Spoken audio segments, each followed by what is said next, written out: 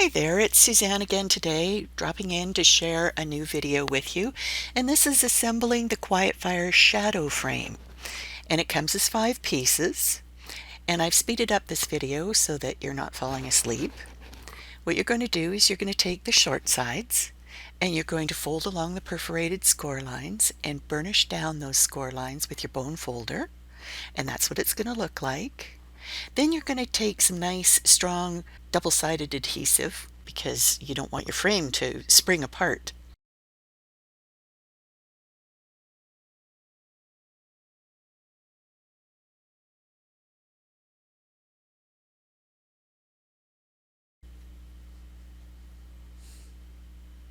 So just make sure everything's lined up and then press it into place and you have one side.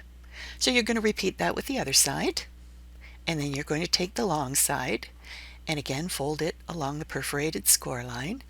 Now, because there's a cutout in this frame, it's easiest to take your ruler and fold up against it and use your bone folder to help you, and then again burnish down the perforated score line.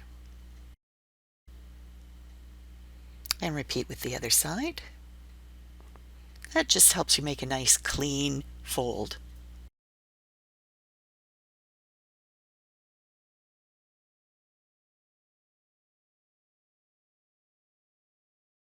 And again, use your double-sided tape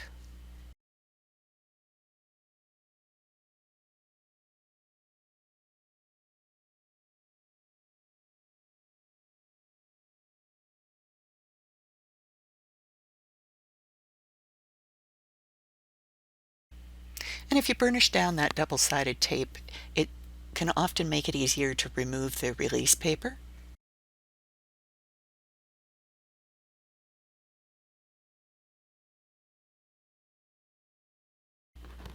And make sure everything's lined up, because there's not a lot of wiggle room with that double-sided adhesive. It sticks really strongly. And then you can see how this goes together. It's that simple. And then you're going to assemble that last side, and it'll slide in just like this. Nice, huh? And what I like to do is flip it over and just mark lightly with a pencil where the intersection of the sides is, and use some wet glue to apply where those come together. And wet glue gives you a little more wiggle room. If you use dry adhesive for this, you might find yourself in a bit of a sticky bind. This gives you a little bit more time and a little more ability to reposition things if you need to.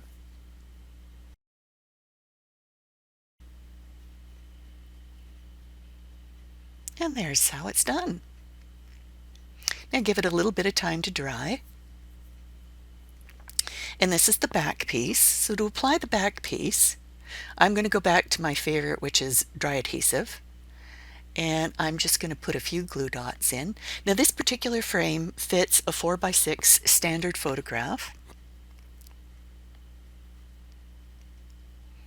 And there's your backing.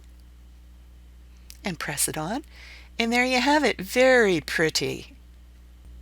This frame is part of the romance themed designs that I've been creating lately, so check them all out.